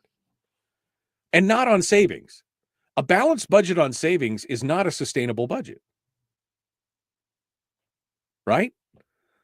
A budget that balances itself on savings or taking from the people in the form of the PFD, that's not sustainable. That's a limited pool of money, and once it's gone, it's gone.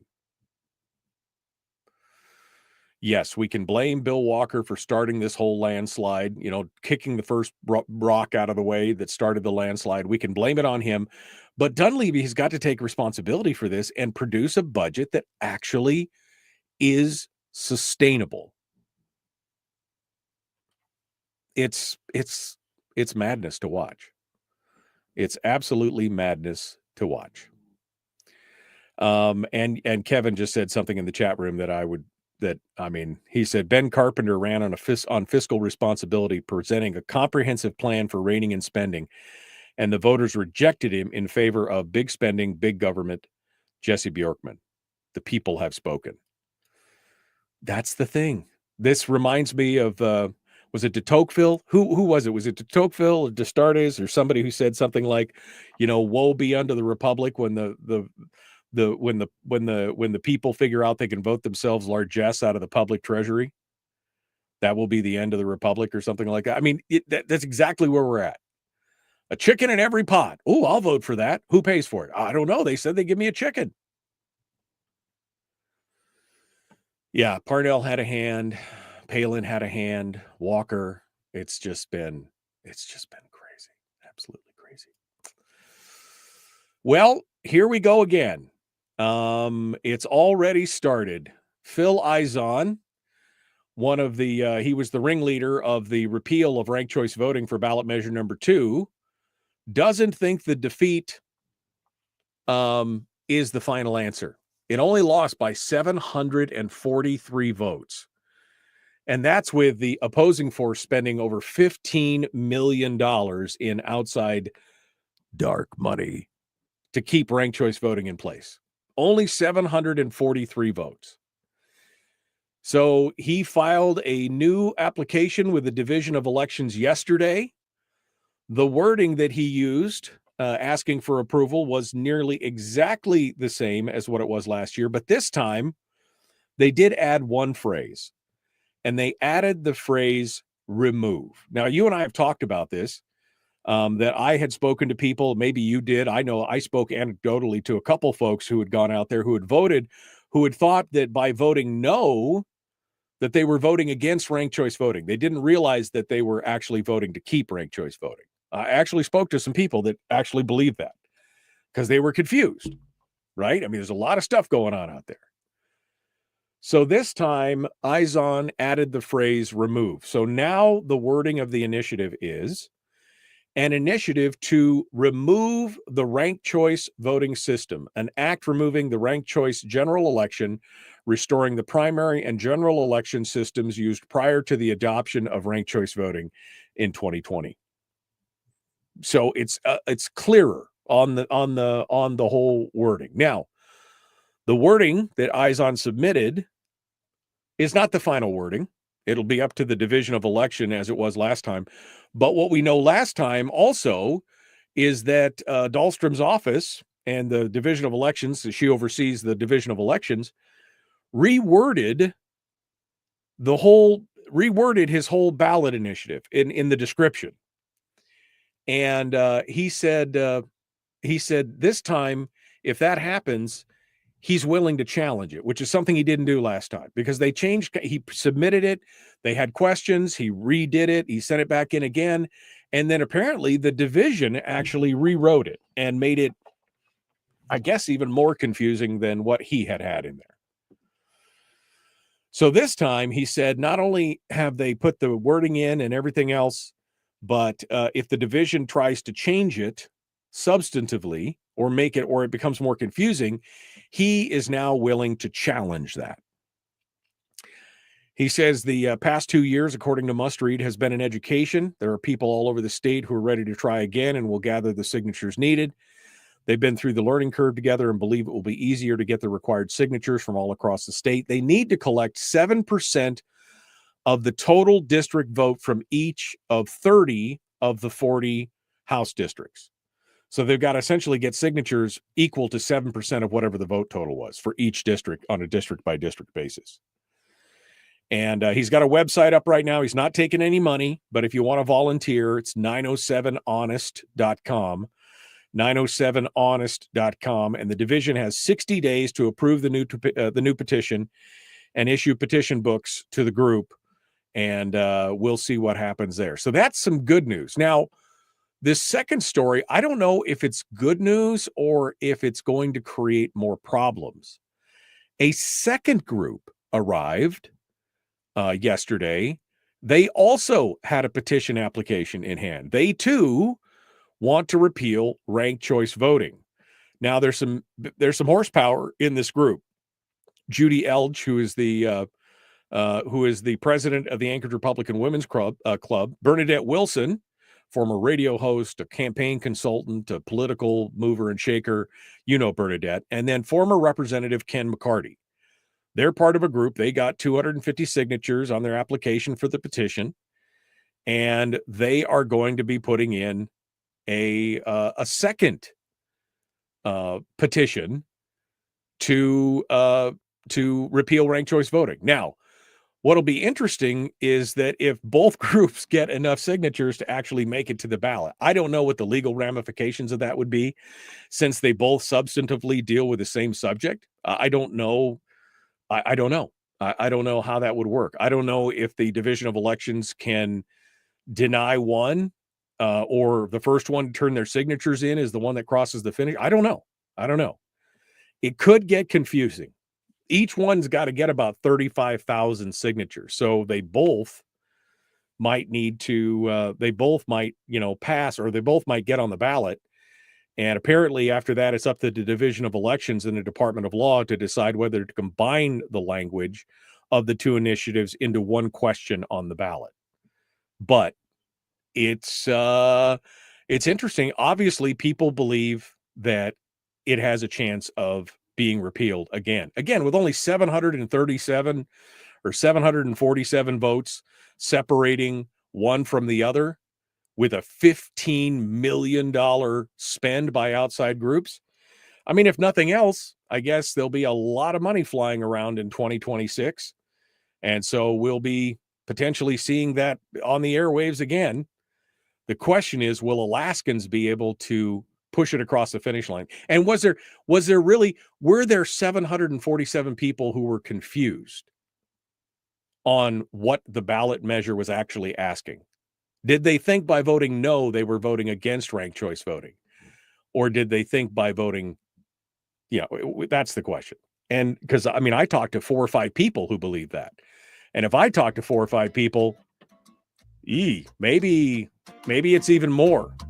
So maybe if the language had been clear, maybe it would have been repealed. I don't know. We'll have to see. All right, we got more coming up. Chris Story is going to be joining us in a moment. The Michael Duke Show. Common sense, liberty-based, free-thinking radio.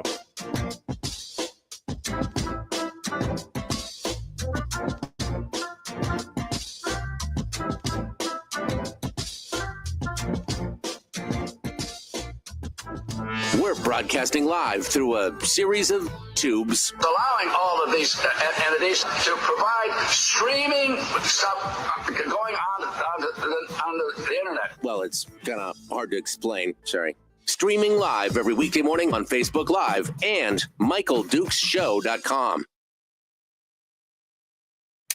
All right. So we're going to continue here in just a second. Let me get Mr. Story on the line here. See if we can get him ready to go on the first try. Anybody wanna see if we could make it on the first go around? Let's give it a shot here, shall we? See if we can get through. Come on. Ringy dingy. Ringy dingy. No. Doggone it. All right. Let's try this one more time. One more time. There we go. Let's try this one more time. Let's go. Come on. There we go. Now it actually worked. All right. Let's go. Good morning, Michael. It worked on the second time today. The second time. Beautiful. So, yeah, it's all good. It's all good. You ready for this morning, my friend? Always. How about you? You know, I think I am. I think I'm ready. I'm ready for today. I'm ready for today. You're an hour and 42 late to be thinking about that. I Of know. course you're ready. I'm not. I think in fact, I'm just going to go back to bed right now. I'll see you later. All right. If you're all ready, what's our topic for today, Mr. Story? The power of small wins. The power of small wins. It was that chili. Not last wins. Night. It was the chili last night. It was Win. Whim. Victory. How about victory? Okay, win. Victory. How about just victory? Yes. Okay. All right. The power of small wins. Victory. Okay. All right. I'm going to put you back on hold. You can hold on there for a second here while I go back through the chat room to see what else we got. See what else we got here. The people have spoken. All right, said Joel McKinney in Retardese. What was that? What's that famous Robert Downey Jr.? You never go full retard. Yeah. Could someone remind me what the governor had his or her? Could someone remind me what governor had his or her introduced budget to the legislature and passed? I don't know. I just don't know. You know. There we go. So who do we have running for governor next election? That was Chris. I have some thoughts on that. Who might be running for governor next election? I expect that we'll probably see. Well, I would say Peter Micciche, Natasha von Imhoff, and Click Bishop, probably. Maybe John Sims. And who else was I thinking of the other day? Those are the ones that I think are likely to throw their hat in the ring this next time, but we'll have to see. Mary Peltola, that was the other one. We'll have to see where it goes out there. Brian says, I'm having a hard time envisioning the confused argument. You mean the confused argument where they didn't understand when they voted for it, or the confused argument because now there'll be 2 ballot initiatives, Brian? I had a hard time understanding why people were saying they thought by voting no, they were voting against ranked choice voting. I mean, I was like, this is pretty straightforward, folks, but okay. Sometimes people are just not paying attention. Sometimes, it isn't ranked choice. It's the ban on jungle primaries. This one would do both. This one, as I read to you here just a moment ago, the language says, and I quote, an act removing the ranked choice general election, restoring the primary and general election systems prior to the adoption of the ranked choice voting initiative in 2020. So that is the removal of ranked choice and restoration of the primaries. It's a ban on jungle primaries.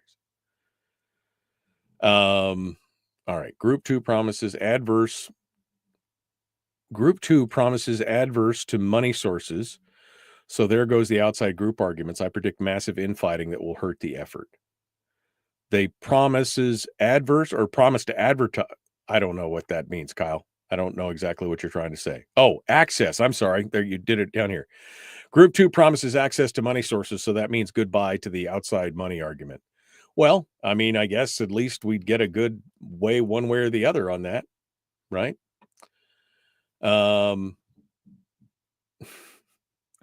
Bingo, chili. I have very powerful, large winds. My wife kicks me out of bed whenever that happens, says Anthony. How many times in the chat room, Frank said, did people ask for clarification on ballot measure number 2? It's true. There was a lot of people that asked throughout the time. So I guess maybe it wasn't as obvious as it was to me.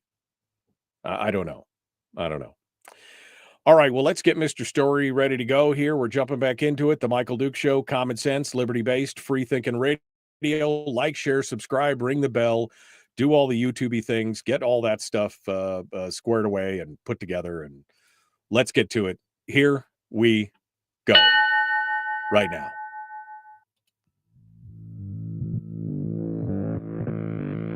Public enema number 1. Oh, wait, sorry. Public enemy number 1, which makes more sense. On the other hand, he's a little bit of a pain in the Michael Duke Show. All right, Chris Story is the man, the myth, the legend from on top of the world down here in Homer, Alaska. I know that's kind of oxymoronic, but we like it down here. I'm actually higher than he is. I can look down and see him. I'm looking down at him right now. down my nose at him. Chris Story, he's a potter, he's a realtor, he's a radio show host, he's a motivational speaker and an all-around good guy. He comes on every week to give us our life coaching lesson. Today, the power of small wins, small victories, the power of small wins. Chris Story, our guest this morning. Hello, my friend. What's happening? Good morning, Michael. Everything good here in the hood, on top of the world. On top of the I had one more real Marshall Mathers moment, and it just slipped my back. I couldn't do it. That's it. Just can't do it. Performance anxiety. Yeah, I'm sorry. That's what happens sometimes. It goes away eventually. All right. So the power of small wins. What are we talking about here today? I mean, Chris, we're always examining our purpose and our lives and our goals and our psyches and our emotions. What is the power of small wins? Give it to us. Well, I had the pleasure of selling my books this past weekend down here in Homer at the Nutcracker Fair. And a common refrain was, where do you find the time? Because as you just mentioned in my introduction, which is very kind, we have, Tiffany and I have a real estate brokerage. We have our own investment properties. We have, a lot going on. And I write books. Also, I've got 5 books out. I just republished my first book called Born to Live, Finding Purpose on the Road to Hope. And people are like, where do you find the time? And I thought it's interesting because it's not clandestine. I don't ever, just for me personally, anecdotally, I don't ever just sit down and write for the whole day. I don't ever just take a week and go, this is the week I'm going to touch up that manuscript. It's always the little small pieces of time that I stitch together that at the end of a year or a cycle of writing or whatever it is, have a body of work in addition to other things.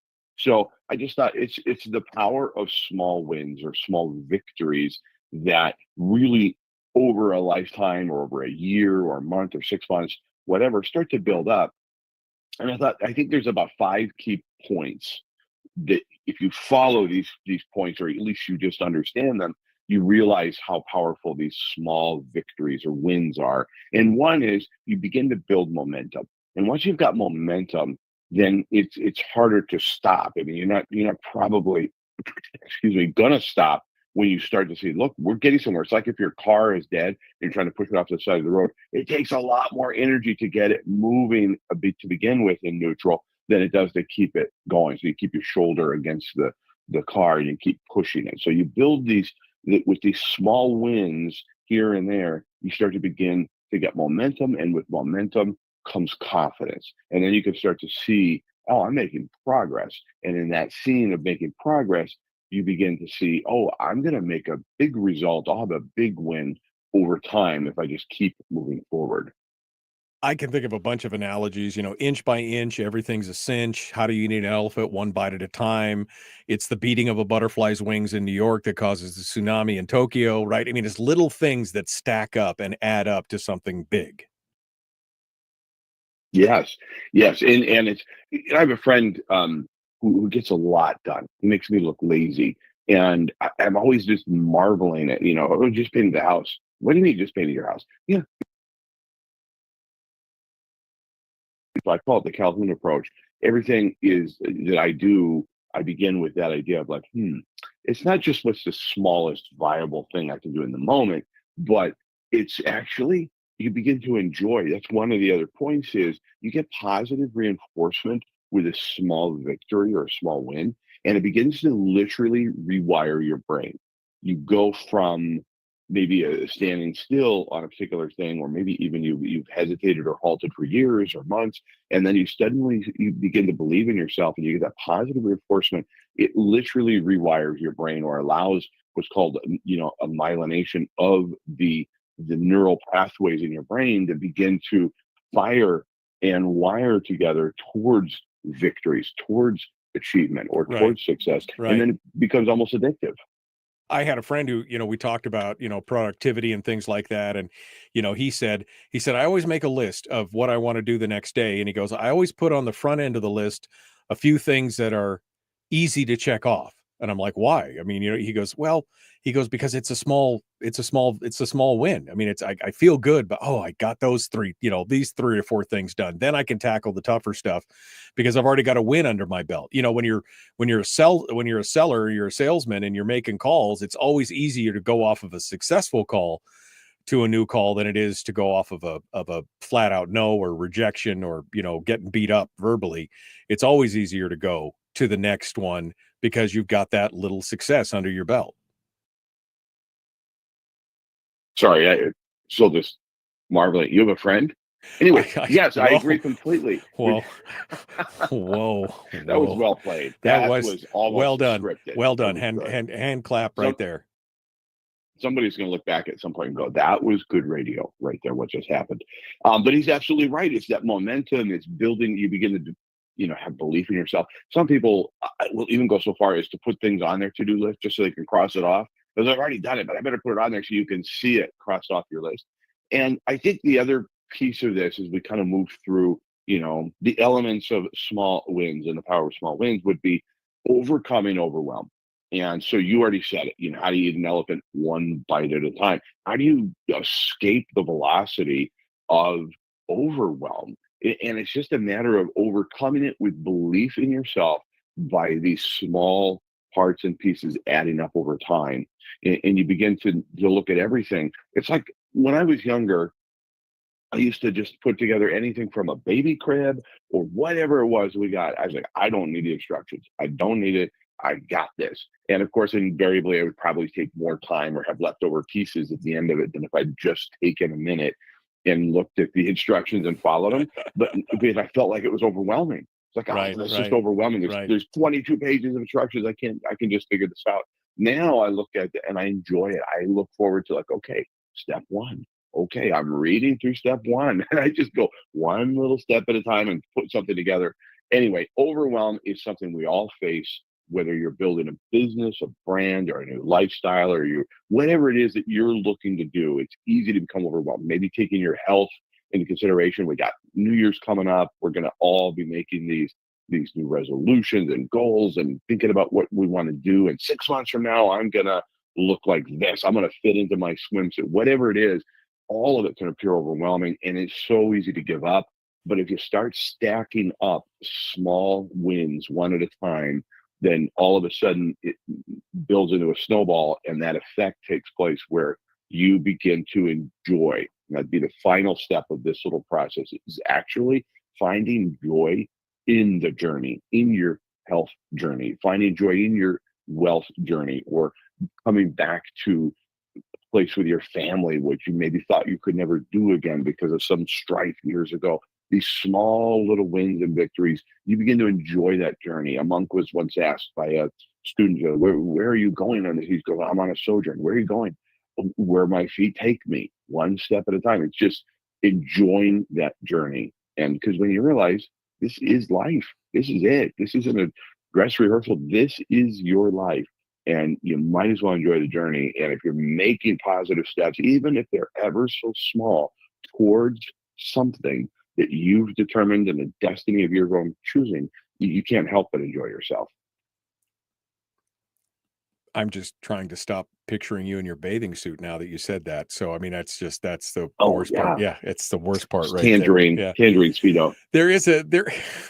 Man, you made it even worse. Thank you. There is an, and I will say this, you're 100% right in all this. I found myself, and in fact, just recently, I found myself almost on the flip side of that, where when I was faced with a monumental list of tasks, I also found myself on the kind of the negative side of this, focusing on the comfortable, easy to do tasks that I knew that I could get done and check off, and avoiding some of the larger. So there's a balance in there, right? Because there were things that I was like, oh, I got to let me just do this because I know I can do this and it's easy and I'll feel good about, so there is a balance in these small wins. Mm-hmm. Yeah, absolutely. And avoidance and procrastination is part of life. And one of I can't remember who said it, but somebody, I think it was Jim Rohn or Zig Ziglar. One of the two talked about planning your procrastination and like, when are you going to procrastinate? Just put it on your calendar.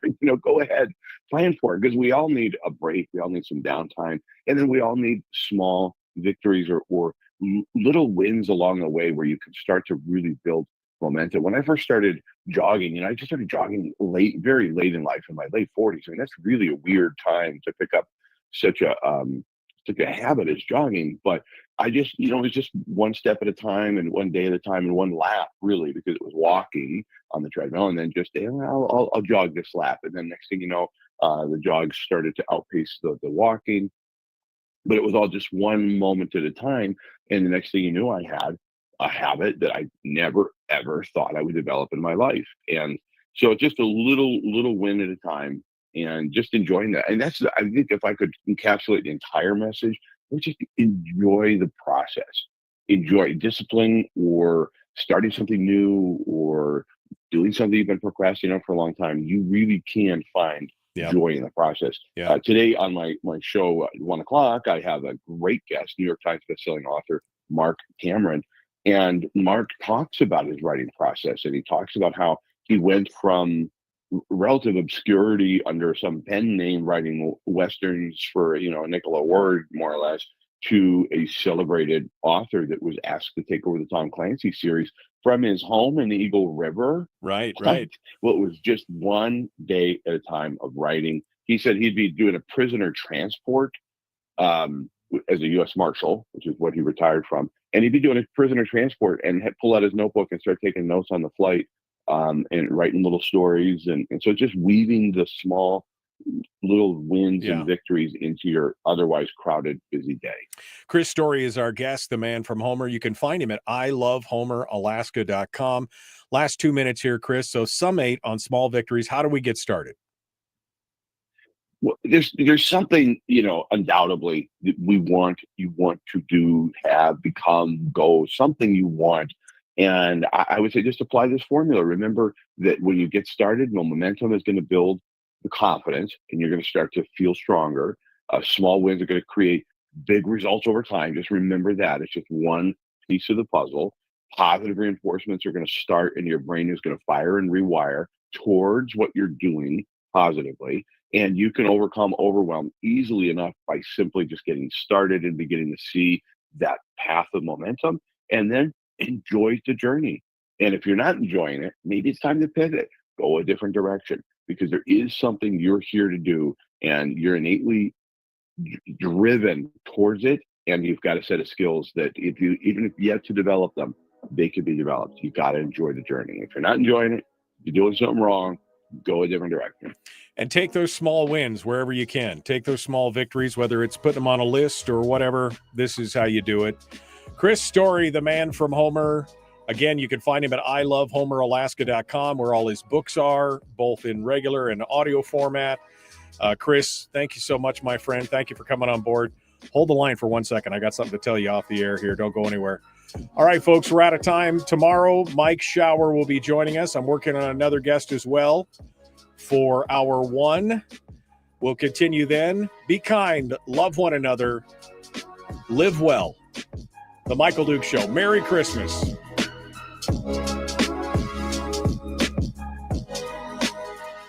So, Chris, before I let you go, I just wanted to let you know, first of all, Joel in the chat room says, hey, I'm Mr. Dukes' friend. So I do have one friend, all right? So I just want to let you know that. It's sweet. Yeah, it is sweet. A little depressing, but sweet. And finally, the next chapter in Chris Story's life, I think I have it all mapped out for you here. Chris in the chat room says, Chris Story for KPB mayor, lower property taxes for seniors and everybody else. Maybe that's maybe you need one more thing, one more feather in your cap, one more thing in your biography, Chris. Does the kid of Hillsborough mayor get a mansion like the governor? No, but I mean, an apartment. I suppose you could try and see if it could fit in the budget. But I mean, What about this? Early access to dip netting on the Kenai River before anybody else, like even just a day? No, again, you have some power there. You might be able to make it happen. But the current borough mayor, whom we all do believe will probably run for mayor, and Mayor McChickey, governor, for governor, I should say. Yep. He did dub me the king of irrelevance during that debate relative to the hospital bond. I love that. I got a leg up. Yeah, I know. I think you're the king of irrelevance. And I can't remember what he said to me one time on the air. Same kind of thing, though, I'm a shock jock or, whatever. I'm just doing it to outrage people or, not understanding that I truly believe what I say, I guess. I don't know what that means, but I guess we'll have to see. All right, Chris. Well, thank you so much, my friend. As always, it's good to talk with you. We will see you in the new year. Unless you want to talk about property stuff again this week before we run out of daylight, let me know. Okay, sounds good, Michael. All right, thanks so much. Folks, we are out of time. We got to go. Tomorrow's another day. Be kind, love one another, live well. The Michael Duke Show.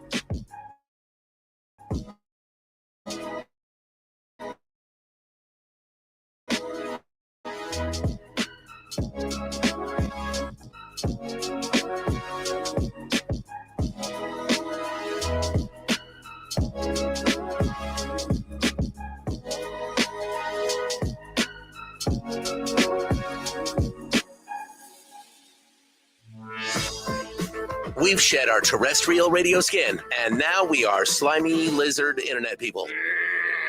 It's the Michael Duke Show.